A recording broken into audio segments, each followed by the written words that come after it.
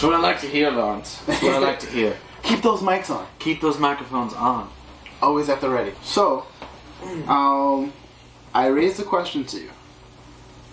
Why on earth is it so imperative for people to think that Netflix needs the Marvel shows to like you have right now a lot of people who are like the fans who are like, oh my gosh, I'm canceling Netflix because they got rid of all the Marvel shows. Whatever. Disney's doing their own streaming app. Hulu's probably going to take over for it, or some Hulu or FX are both on board for doing it. I would prefer Hulu if it was going to be anything, because then you could do a little bit more of the violence. But we're also not taking into consideration that it's only 2 years that they can't use the properties again. Yep. That's not like it's not like a lot of the people who are on board are gonna be like, nah, I found something else in 2. Like if you found something else in 2 years, cool. But I feel like a lot of actors, like look at John Constantine, like for Legends of Tomorrow. Like he's been stuck with that character since we had his own show. Now he's on Legends, like as a regular. He's wanted to do it. He's passionate for it. He likes that character. Yeah. Yeah, and I feel like a lot of these guys, like Charlie Cox and John Berthenol, he's wanted to be in the movies, like, and I think that they would be fantastic in the movies. And quite honestly, I don't know why anyone thinks that Netflix needs the Marvel shows. It was just another draw to Netflix. Yeah, it was literally just sweet. They also have Marvel shows, but I was already watching a bunch of shit on Netflix before that. It's not affecting my membership to Netflix because I still watch a fuckload of stuff on Netflix. Between the original movies and like the original like anime content that for me, and then just original content in general, like they were putting out like a good production of like stuff where like yes, I looked forward to the Marvel stuff, but it wasn't so imperative that I needed it. Yeah, like we figure. All right, name 3 shows that you're watching on Netflix that you're just like that aren't Marvel, that don't affect like your streaming, like you're wanting to stream Netflix. Bodyguard. Currently, I'm watching Criminal Minds again. But if I'm talking, I can't get enough. Even though some of the production season 2 is dropping, they announced that they are doing season 2. Oh, what, Bodyguard? Yeah. Oh no, Criminal Minds. That's Mindhunter is what you're Mindhunter. Damn it! If we were talking about this last year, it would have been like Mindhunter, Dark. I'm basically waiting on second seasons for a lot of stuff. Yeah. There was so much, like Mindhunter was easily one of the best ones. He's one of the big serial killers in Mindhunter is Hazel in Umbrella Academy, which you guys should check out. We're gonna dive into Umbrella Academy. I honestly hope that if they're gonna do more comic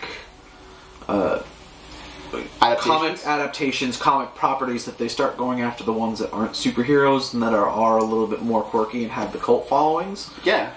There are so many good ones out there. Honestly, Netflix, even though I know you're not listening, but anyway, Mara. Sponsor us. We love you. That would be cool too, but do a Mara series, please. That would be good. If you don't know what Mara is, just look it up. It was look it up or look at past episodes. I think it's sure Brian Wood. Tommy has rambled about that. Brian Wood. I want to say it's Brian Wood. Brian Wood and Ming Doyle and Jordie Bellaire did colors. Yeah. Super awesome limited series. They could expand so much on that world. It would be it'd be very interesting. Like between properties that we know exist outside of like adaptations, like currently like, we're all waiting for Mindhunters, like I said. Umbrella Academy season 1 just dropped and it was amazing. It's good so far. I haven't finished it yet. There's a lot of animes that I've been watching that like I love, like Ajin, Demi-Human. That one's pretty cool. There's just a bunch of like content where you're just like, why are you griping about? The Beginning was another good one. The Beginning is amazing. 7 Deadly Sins. I am fucking hooked on 7. I don't like a lot of anime. Or at least a lot of like shonen style anime. And like 7 Deadly Sins makes it bearable, in my opinion. Like I love it. But you figure like, we're at that point where we have such like a plethora of things to like go through and watch on Netflix that there's a whole fuckload. I can't tell you how many awesome documentaries I've watched on Netflix. I was more excited, and I'm glad you put me onto it. Like Sense8 was like one of the best. Like hero not hero type shows, like or like Netflix. Can we pick up Fringe? I want to watch Fringe on Netflix. That would be awesome. Can we pick that up? That'd be sweet. So it should be in the Fox. It should be in the Fox things. Oh, then Disney. I'll have to watch Disney. Then so you mentioned Mara, like as a series. What's another like that comes to mind? Like pick another 2 series that you can think of that you're like that would be a perfect adaptation for like a series. I'd like to see. That's not a major like DC or because DC has their own streaming app now, but like DC and Marvel property. I'd like to see. I know that they're doing The Kitchen, which was another Ming Doyle series that was on Vertigo. I don't know. I don't think it's Netflix, but it's an actual television network. I would say I'd like to see them try and do I Hate Fairyland. That was one of my picks. Like even if it was like an animation, like if they did like it as an anime, but in that chibi style that Scotty Young has, like I would love to see that. That would be. I would love to see that, or like see it as like almost like a darker. Like Alice in Wonderland type deal, like almost where it's like really like colorful and bright and like whatnot, but still like gritty it's gritty. That makes I Hate Fairyland. It's so good. Oh, the other one I would say I'm not gonna lie, it is another Brian Wood one. I'd love to see them do DMZ. Okay. Which is more of a political thriller. Just quick synopsis. It takes place during America's second Civil War between the United States and the Free States of America. Okay. And the island of Manhattan is a DMZ. It's been abandoned. Well, people still live on the island, but... What is DMZ? Demilitarized zone. So it's like the border between the Free States and the United States, like that sort of... Very interesting. And it's all about a reporter who gets embedded there. Okay. I would say, well, you took I Hate Fairyland from me, but I would say, I'm also surprised you didn't pick it, Saga. I don't think that they ever want it to be done into a TV series, and I totally respect that. I'd like to see them do Private Eye. Private Eye would be a good one. Though I feel like Saga would be more of like a sci-fi thing, but... They would never be able to do it justice. They would never be able to do it justice. All of the shit that he fucking writes into they would never do it justice. And he quite frankly said he wrote it so crazily because he didn't want it to be able to be made into a TV show or a movie or something like that. He's like, I made it as out there as physically possible. Like, okay. Alright, so... It may happen later on. Me, just because I like Brian K. Vaughan, and he's like, I don't want this. Him and the illustrator, Fiona Staples... Yeah. They both agree that like they don't want it to be... And they'll never sell the rights to it, essentially.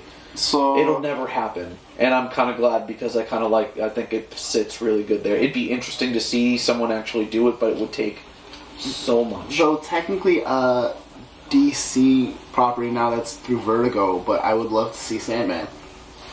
Like Sandman would definitely be a really good adaptation to pick up. And the other one, I just had it on the top of my head. I mean, there's a the Woods, the comic the Woods would be interesting. The Woods would be very interesting. East and West would be a really cool one from Image. And again, we're throwing out a lot of Image stuff because like they have such a wide variety of things that are not necessarily what's the word? They're written in comics, obviously, but they're not your typical superhero flooded like Comic-Con stuff that we're so used to and like we're honestly numb to now. I would also throw out Polarity from Boom Studios. Okay. Max Bemis' first comic. If you're a fan of Max Bemis, Say Anything band, and he's his wife Sherry Dupree Bemis. I love her on Instagram. They have 3 kids. They're actually writing. I think they're writing like 2 family albums. They just did a whole Kickstarter for it. Nice. But that one is super cool. It's this guy who finds out that he has a mental disorder, or he's had a mental disorder, also, and he stops taking his medication, and he finds out he has superpowers. I know not a comic, but like, how can people like honestly say that they're getting rid of Netflix when we're about to get the new Avatar series like Yes, the live right? action adaptation. Just saying. But yeah, like I don't know. I feel like everyone wants to like jump on the bandwagon of like, fuck it, I don't care anymore, and I want to be down with the like, all right, we're gonna cancel our Netflix subscription until season 3 of Stranger Things comes out and shit like that. Yeah, you know. Come on, let's be honest. They're gonna have that stuff anyway. Back again, and really, there were 3 shows that did really well out of all the shows that they did. Yeah. It was really just Daredevil, Jessica Jones, and The Punisher. Yeah. Everyone was hyped for season 1 of Luke Cage, and it was pretty good. Yeah. And then the second season, at least for me, was okay. Didn't even bother watching the second season of Iron Fist. The first season was hard enough to get through. I just felt like it could have just been so much better executed. Yeah. Not that I don't think that. I think the casting was great, and I think honestly, if they had just written it, I think better, season 2. I think season 2 redeemed a lot of like what season 1 like lacked, but because it's the least rooted show, or not, I shouldn't say rooted, the least grounded show out of them. I think that's why they struggled the most with it. You know, but that's neither here nor there. Like it's one of those things where I think they tried to give Danny Rand more problems than he needed. Like, he was supposed to be the leader, and they made him a liability through the first 2 seasons. I mean, even in Defenders, he's like, I'm the immortal Iron Fist. Like, dude, you get angry and your fist glows, and then half the time you get the shit kicked out of you. So, like, basically. Alright. What does that mean? So we now have, we are now watching Umbrella Academy. I've finished season 1. Tommy is currently halfway through. We just hit the halfway mark. Why is it so refreshing to not have Marvel shows and to get something like Umbrella Academy? Like why? Even if it wasn't a comic book, it's just such a unique show. Like the world, it takes place in its own little world. It's grounded enough in reality where we can see ourselves there, but it's not our world. Right. And it's very. Like I feel like it's one of those shows where if you've never really gotten into comics, but you're still interested in like stuff from like sci-fi, like Stargate-ish kind of stuff, or like anything like early 2000s, it'd be the kind of show that you enjoy. And it's also, for being a superhero show, it's still a show that like shows that other side of like, yeah, it shows the yeah, it shows like it, I feel like it shows more of like that, like, you know, what happens after you're not a hero, what happens when, you know, you're pushed too hard to become this thing, like really messed up family dynamic. Like it's insane, you know. Excellently written, and then like the adaptation from book to like screen is pretty well executed, I would say. Yeah, they add in a lot, which they kind of needed to, because the storyline they're covering for season 1 is like really 6 issues in the comic book. Actually, technically 12 issues.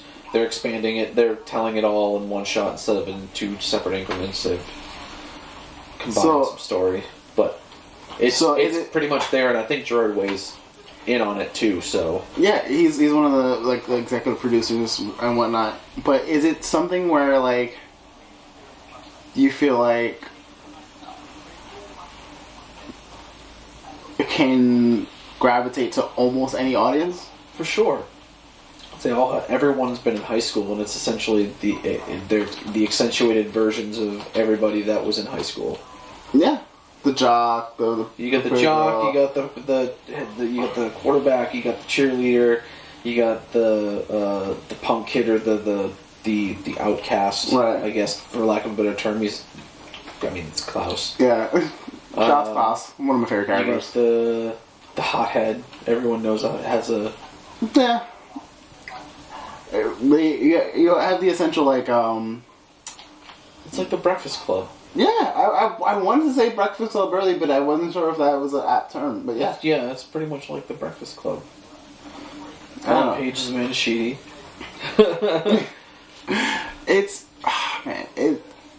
If you're not watching it and you have like even the slightest interest in it, go for it. If you're a fan of Gerard Way, Just do it. Go for it.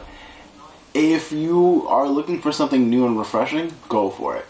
I guarantee you're going to absolutely love it. I found like a few people and Just watch it.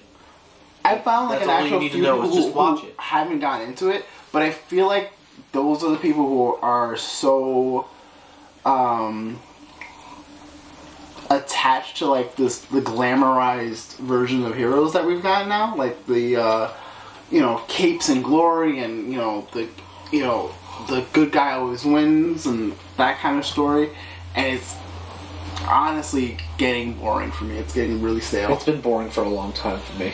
Yeah. And even when I was reading comic books more, a lot of my comics were... I read a lot of Dark Horse and Image and Boom and I just had no interest in... I read some, mostly Marvel titles, some DC, but it just kept... Everything just kept... So I'd get into a series and it wouldn't perform well enough, and then they would kill it. Right. And then it was like, but I really liked that series. Like, Extreme X-Men was probably one of my favorite Marvel series that I read, but they killed it after like 15, 16 issues. Okay. Are you for more comic adaptations so long as they're out of the realm of the typical,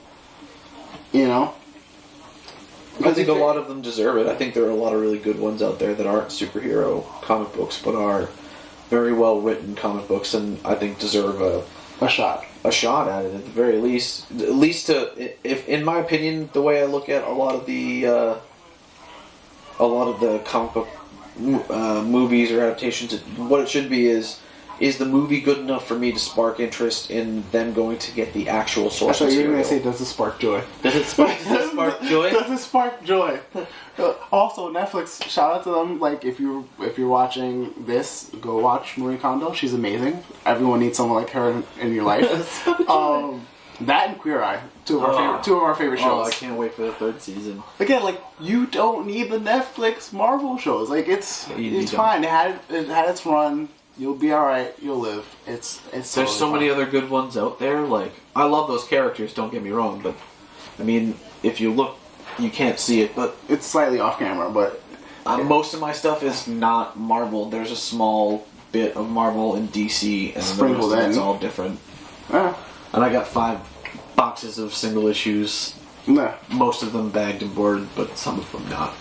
So we got Umbrella Academy, and now we have like just before airing, but still ongoing, Deadly Class. Thoughts?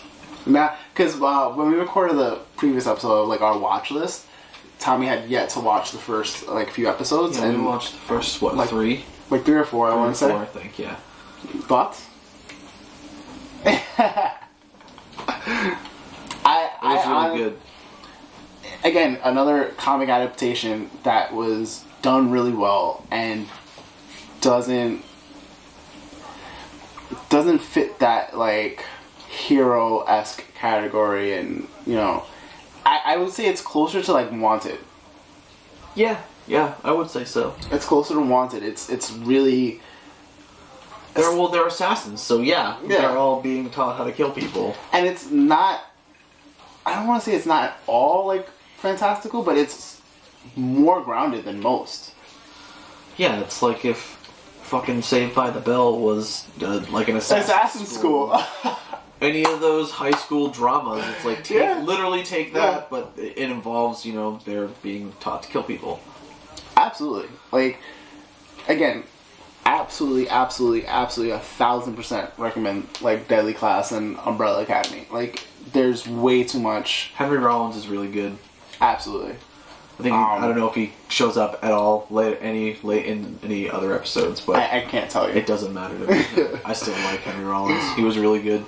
But like, so many people are so invested in like the DC Marvel properties that like they haven't like when I got introduced to like stuff like I Hate Fairyland and Saga, just any other property outside the big two, like it was so refreshing not to.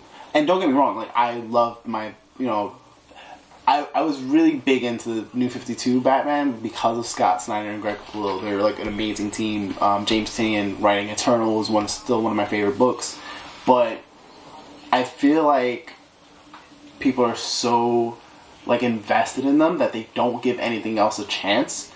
And because they have so many titles, and everyone's like, "Oh, I gotta read this. I gotta have all of the Batman books, or I gotta have all of the." But you don't. Sorry about that. Technical lighting issues, but this is gonna have to do for now. What was the last thing you said? I can't remember. You were talking about the different comics. Not getting enough love.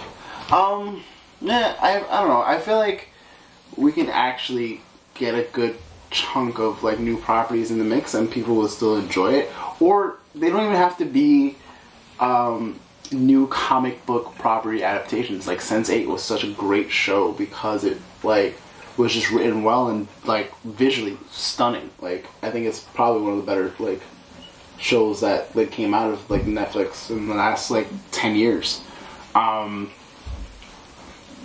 I don't know.